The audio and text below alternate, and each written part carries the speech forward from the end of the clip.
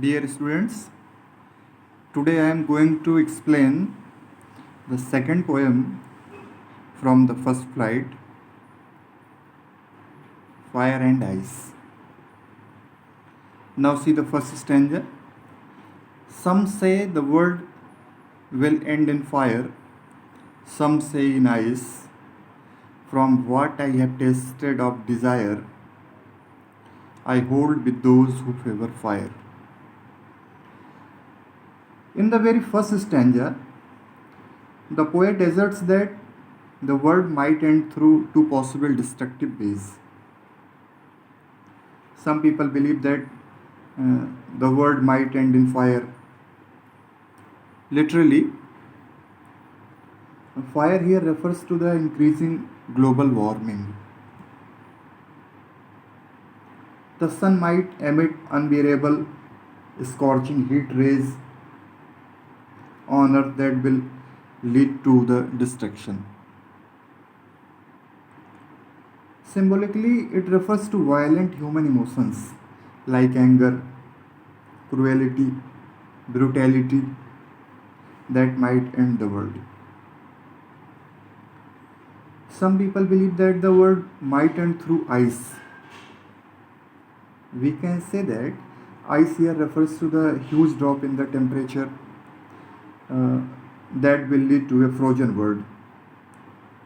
The symbolic meaning of this stanza is it refers to the cold feeling of humans, such as hatred, jealousy, indifference, etc., that might end the world. The poet, from his own experiences, favors those people who believe that the world will end in fire. मैं आपको ये stanza Hindi में भी समझा दे रहा हूँ.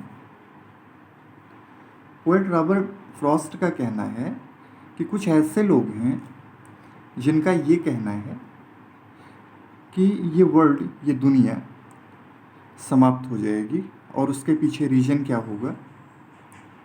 Fire. कुछ ऐसे भी लोग हैं जिनका ये मानना है कि दुनिया के समाप्त होने के पीछे आइस रीजन होगा. लेकिन पोएट का अपना एक्सपीरियंस क्या कहता है, उसका सेल्फ एक्सपीरियंस क्या कहता है?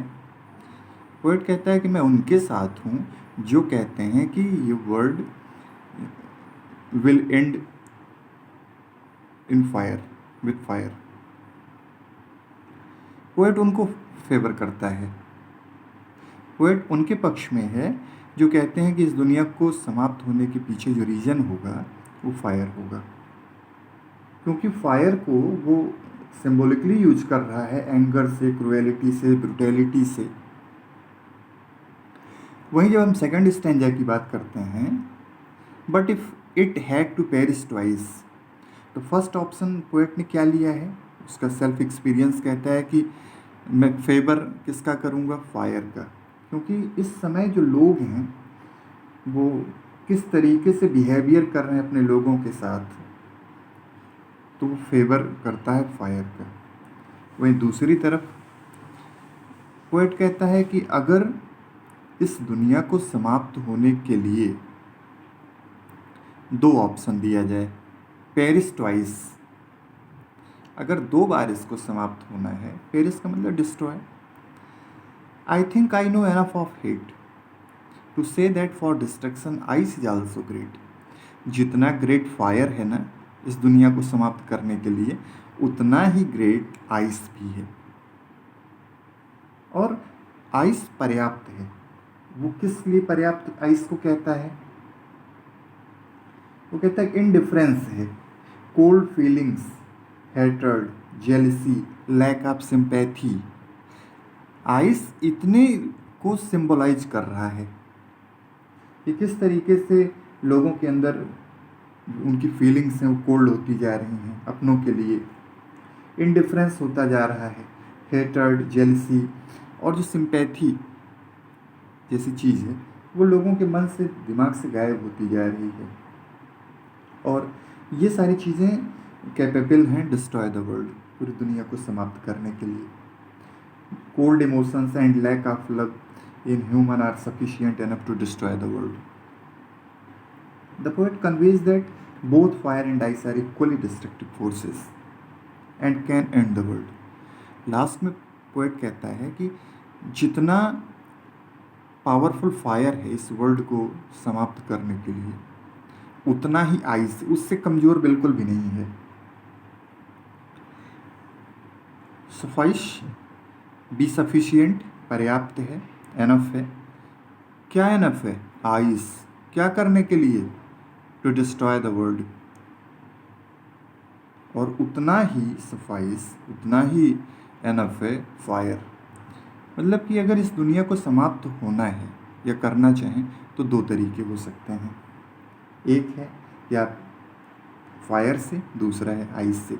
और ये दोनों वर्ड हम देखेंगे कि सिंबॉलिकली यूज किए गए हैं इस पोएम के अंदर। जहाँ फायर सिंबल के रूप में है एंगर, क्रुएलिटी, ब्रुटैलिटी के लिए,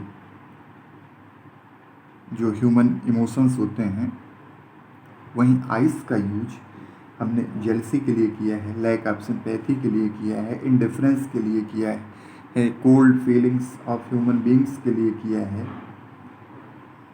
तो ये पोएट के कहने का जो मतलब है वो मैंने आपको बता दिया। इस पोएम के अंदर बहुत सारी पोएटिक डिवाइसेस भी यूज की गई हैं। फर्स्ट स्टैंजा में आप देखिए एलिट्रेशन आपको मिल जाएगा। सम से prominent sound of yes, alliteration मिल गया आपको। Repetition of same sound used at the beginning of the closely placed words, वो एलिट्रेशन होता है।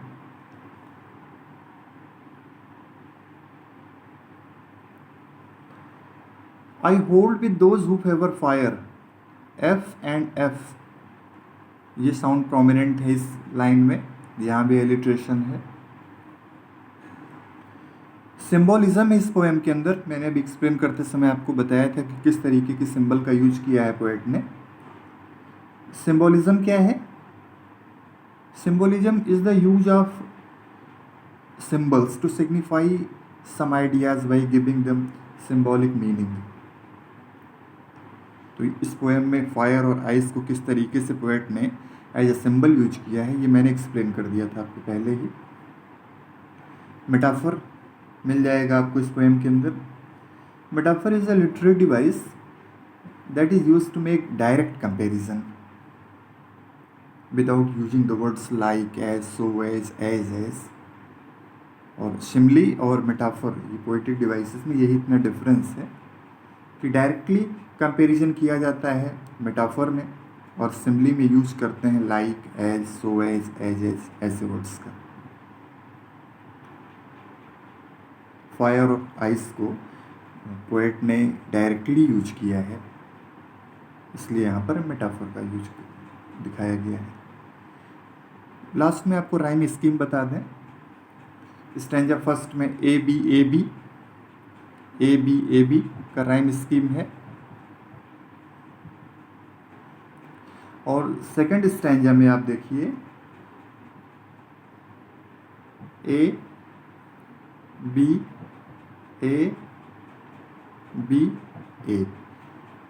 ये सेकंड स्टैंजा की राइमिंग स्कीम है। आई होप कि ये चैप्टर आपको फायर एंड आइस समझ में आ गया होगा, और किसी भी तरह की कोई प्रॉब्लम होती है तो आप कमेंट सेक्शन में मुझे ज़रूर बताएं। I will try to make new videos on this session.